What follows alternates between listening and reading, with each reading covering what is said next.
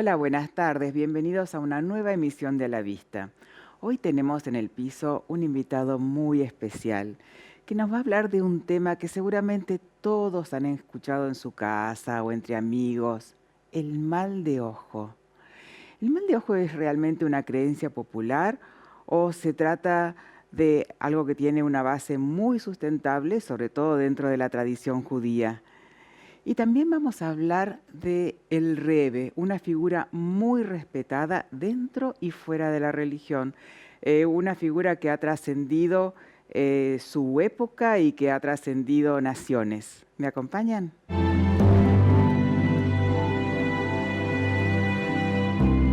Bienvenidos al primer bloque. Y en el piso, como les anuncié, tenemos una figura muy especial que es el rabino Salmi Levi. Gracias, rabino, por estar con nosotros. Doctora, buenas tardes. Un placer estar acá y con todos los oyentes. Muchas gracias. Lo voy a presentar al rabino. El rabino Levi es un educador y líder comunitario dedicado a la transmisión de valores y tradiciones del judaísmo, con una destacada labor en la educación de niños, jóvenes y familias. ¿Y quién mejor que el rabino Levi para explicarnos qué es el mal de ojo? Muy bien. El mal de ojo es la fuerza que tiene el ser humano. Ajá. Existe el mal de ojo, existe el buen ojo. Ajá. Nuestros pensamientos impactan la realidad. Nuestro habla impacta la realidad, no solo nuestras acciones. Lo podemos usar positivamente o lo podemos usar negativamente. Pensar positivo en la otra persona le trae cosas buenas. Pensar negativo en la otra persona, Dios nos libre, puede causarle cosas no tan buenas. Qué importante lo que estás diciendo, porque muchas veces la gente piensa, no, ponerle una cintita colorada porque eso va a evitar que lo ojeen, entre comillas, o que le tengan envidia.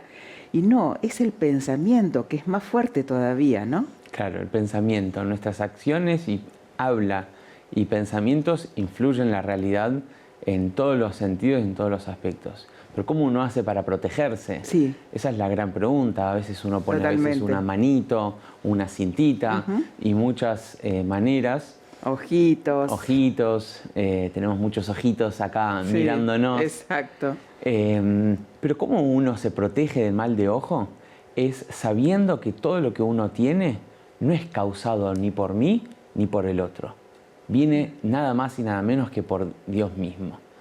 Entonces, yo tengo lo que yo tengo que tener, porque la otra persona me afectó, me habló, me pensó, me ojió, no me va a faltar nada. Eso es lo que tenemos que fortalecer, nuestra fe en no solo que hay un creador, sino que hay un conductor del mundo, que ese es Dios. Uy, es muy profundo eso, es mucho más que lo que yo me imaginaba, que estaba tan arraigado dentro de la religión.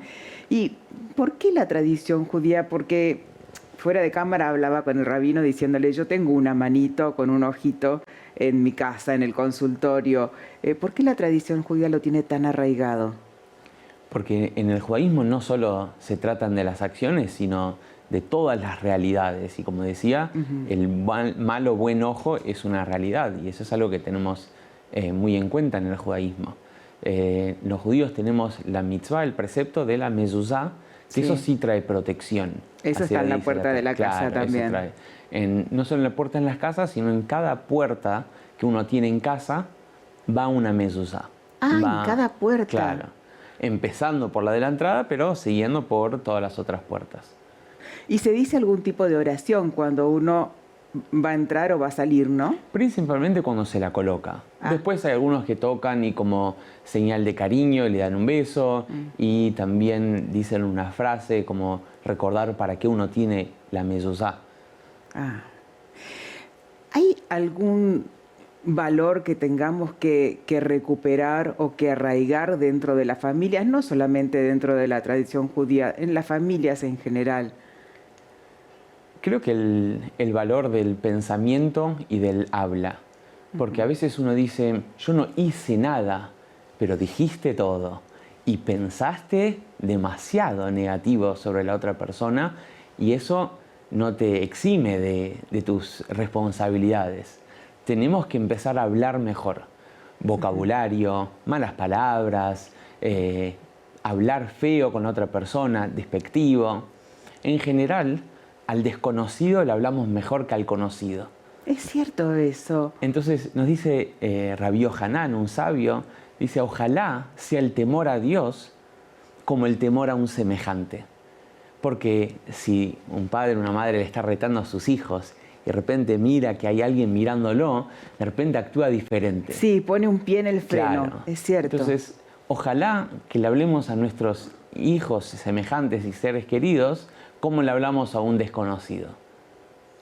Polite, prolijo, sí. Amable. Sí, todo dentro de un contexto de amabilidad y de buen trato.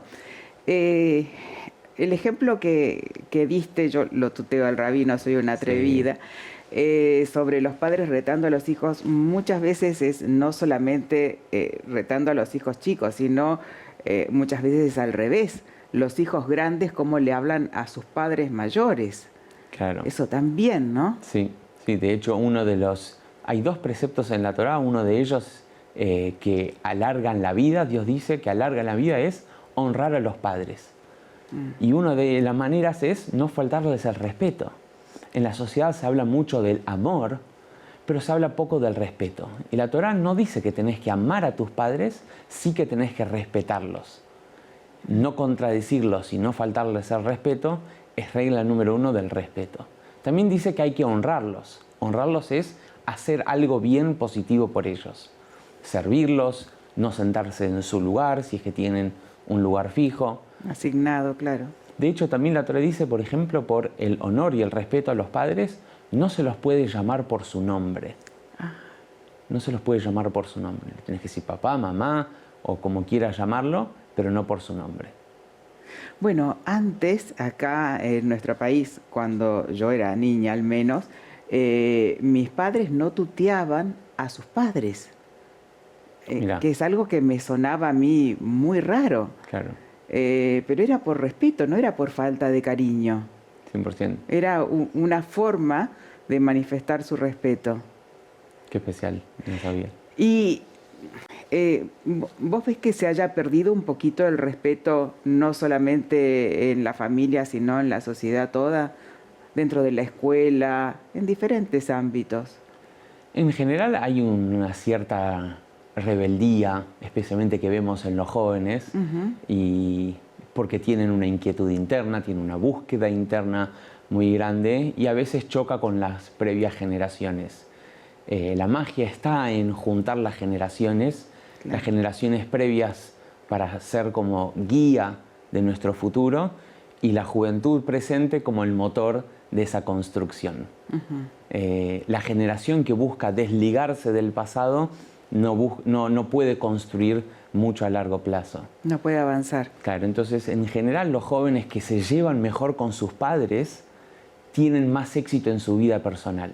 ¿Ah, sí? Los jóvenes que buscan aislarse, independizarse y creen que son mejores que esa generación, tienen problemas personales, angustias, aislamiento en muchos casos, y no es como Dios creó la humanidad. Dios creó la humanidad, padres, hijos, hijos, padres y así sucesivamente. Es cierto. Y muchas veces no tan jóvenes, Rabino, generaciones que en este momento tienen 35, 40 años, que ya pasaron la adolescencia, la edad de la rebeldía, la edad que tenemos que separarnos de nuestros padres, de ser diferentes. ¿Eso por qué será que pasa? Yo creo que hay un descontento con demasiada abundancia material que tenemos. Tenemos demasiados lujos y no nos damos cuenta de tanta bendición que tenemos. Entonces estamos tapados de bendiciones y pensamos que son cosas negativas.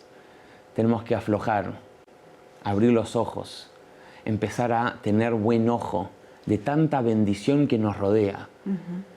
Principalmente empezar a tener buen ojo de uno. Porque no solo no se puede tener malos pensamientos de otra persona, no se puede tener malos pensamientos de uno mismo. Vivimos por eso, con tanta abundancia que uno está tapado y no le da lugar a la voz interna que uno quiere.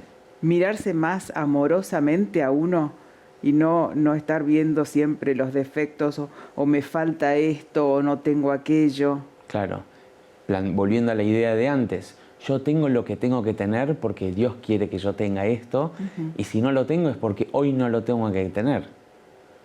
Entonces, viviendo así uno vive más agradecido por lo que tiene.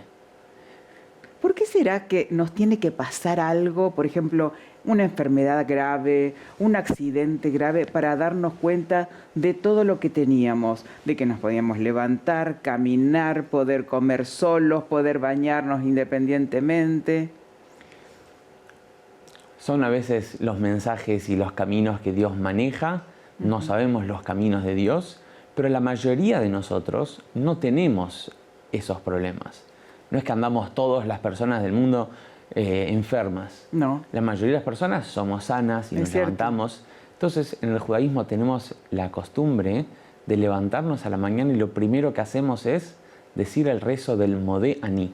Modé Aní es un rezo de 12 palabras de agradecimiento. Dar gracias a Dios por estar vivo. Antes de ir a buscar cualquier cosa en la vida, agradecer por lo que uno tiene es el camino número 1. Porque si no agradeces por lo que tenés, nunca lo que tengas te va a estar contento. Nunca va a ser suficiente. Nunca va a ser suficiente. Es cierto. Eso es lo que dice la Torá. ¿Quién es el rico? Aquel que está contento con lo que tiene. Porque si tenés 100 y no estás contento con lo que tenés, no tenés nada. No. Pero si tenés 1 y estás contento con lo que tenés 1. Tenés más que el que tiene 100.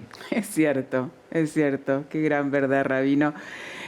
Me acompaña a una brevísima tanda y vamos al segundo bloque a hablar del Rebe que tanto queremos saber. Vamos. Vamos a una pequeña tanda con el Rabino Salmi Levi y volvemos con más a la vista.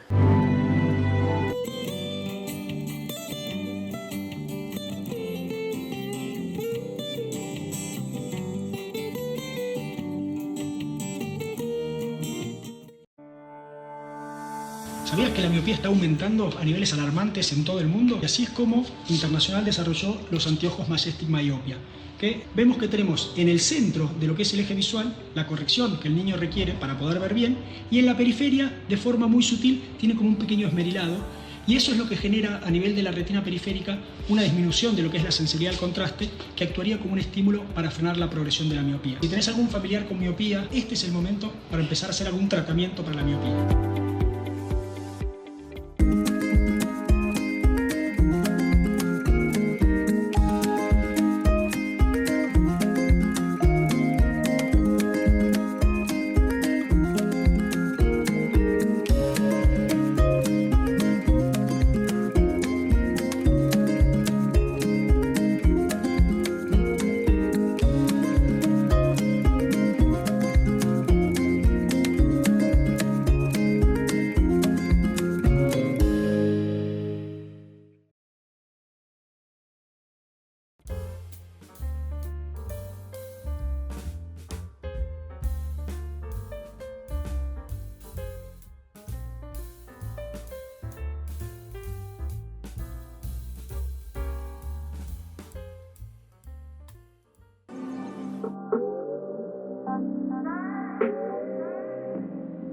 Romano Home Restoration es sinónimo de elegancia y avanzadas tendencias mundiales en amoblamientos y objetos de decoración.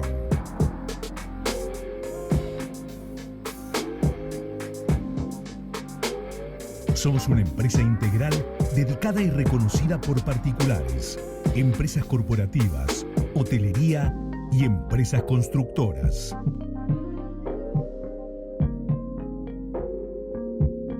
Importamos destacados muebles espejados, espejos tallados de gran porte y exclusivas arañas.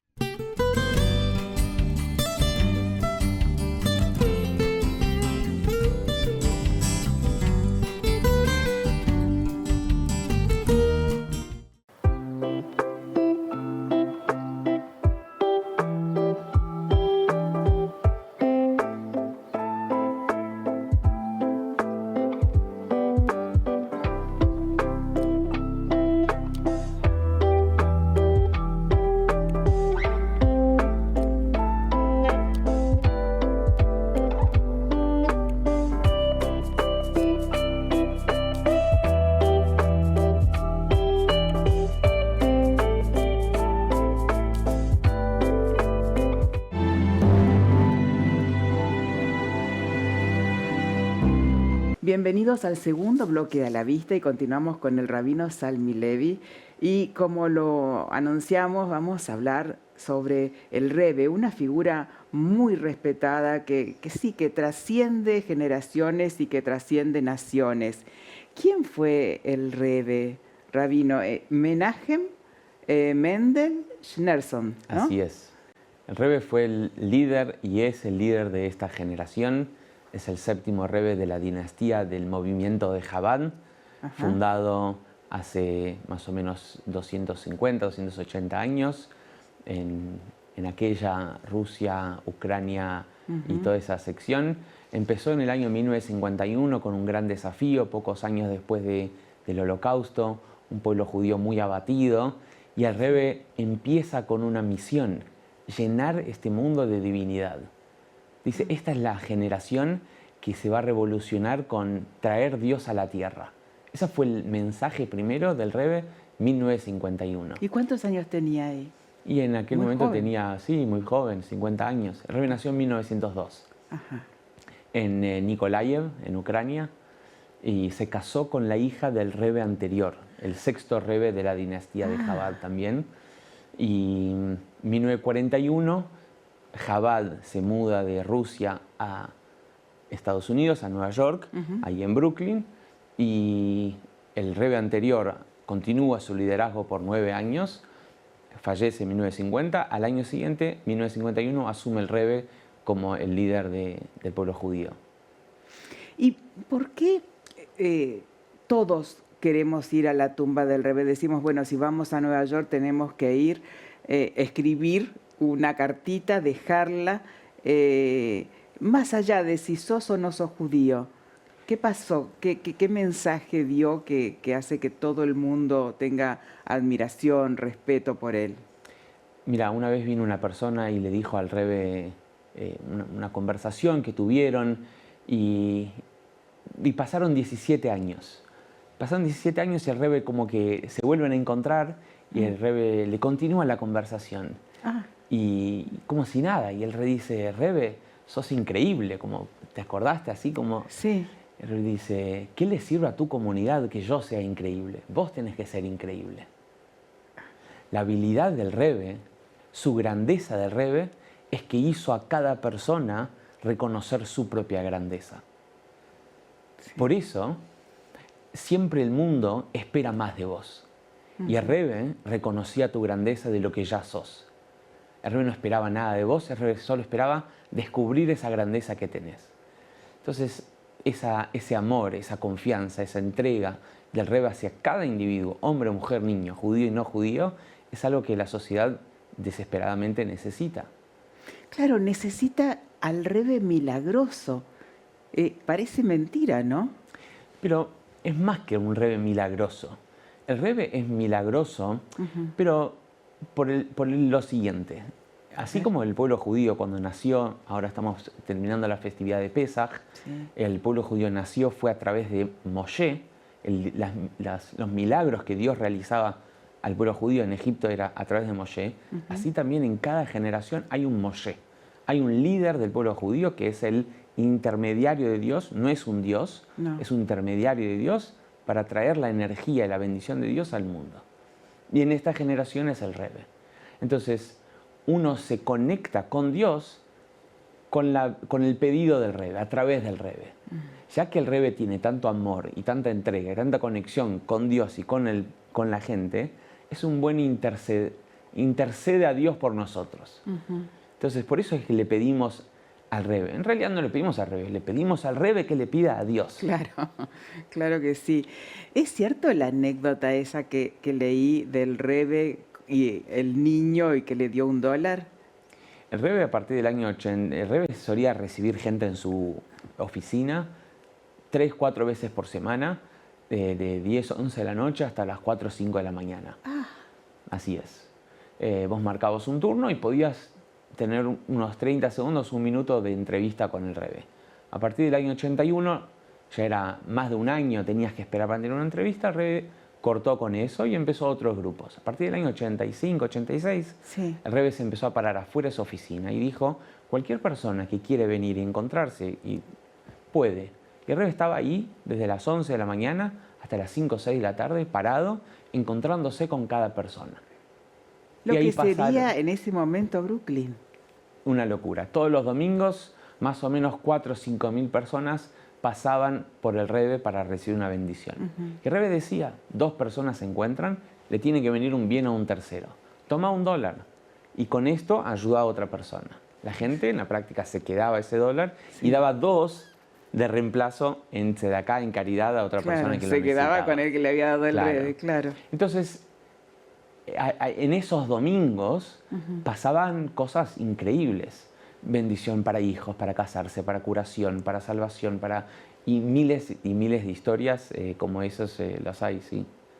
Sí, yo leí que el Rebbe decía que no había ni ayudas grandes ni ayudas pequeñas, que la podía hacer un niño, la podía hacer un adulto, la ayuda a otro ser humano, y que si todos nos involucrábamos en ayudar a alguien, el mundo mejoraría, que recién ahí el mundo mejoraría. Claro, por ejemplo, en el cumpleaños de la persona, el Rebbe dijo que el día de tu cumpleaños es el día que Dios dijo que el mundo no podía existir sin vos. ¡Ay, qué lindo! Y claro, si hay 8.000 millones de personas en el mundo, igual Dios dijo que vos tenés que nacer, es porque hacía falta algo que vos podés aportarle al mundo que ninguna de las 8.000 millones de personas pueden aportarle.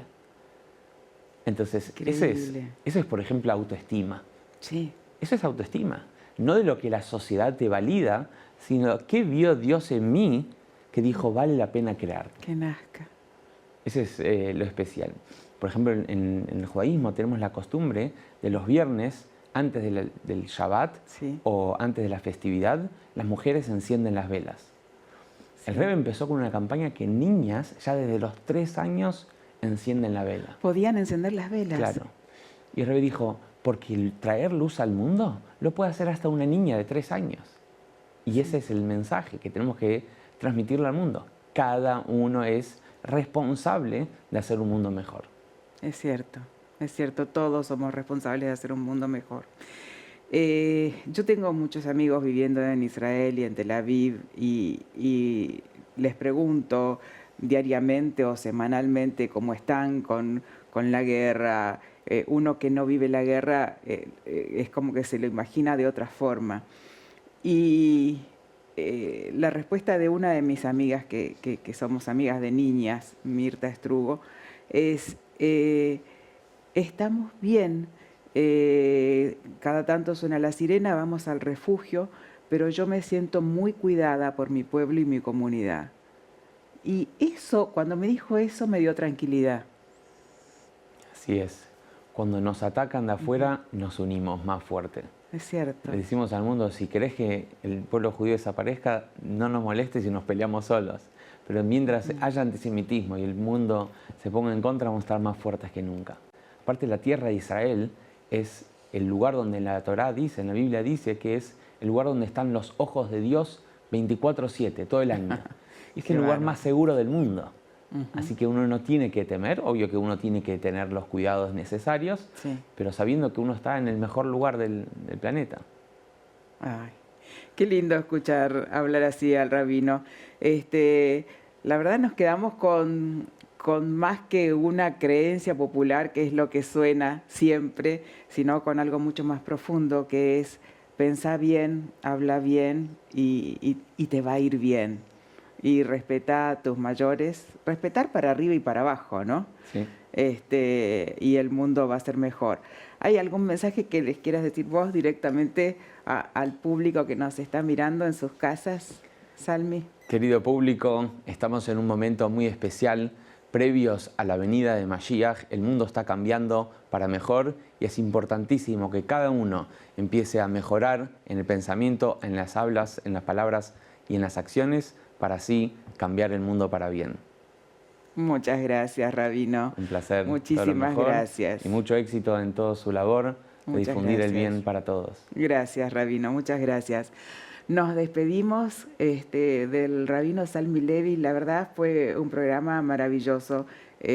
Aprendimos muchísimas cosas, no solamente el mal de ojos, sino que tenemos que ser mejores personas y que ninguna ayuda es grande o demasiado pequeña, que todo es para vivir mejor, convivir mejor y ser mejores. Nos vamos hasta el martes que viene aquí A la Vista en Canal Metro a las 17:30. Muy buena semana.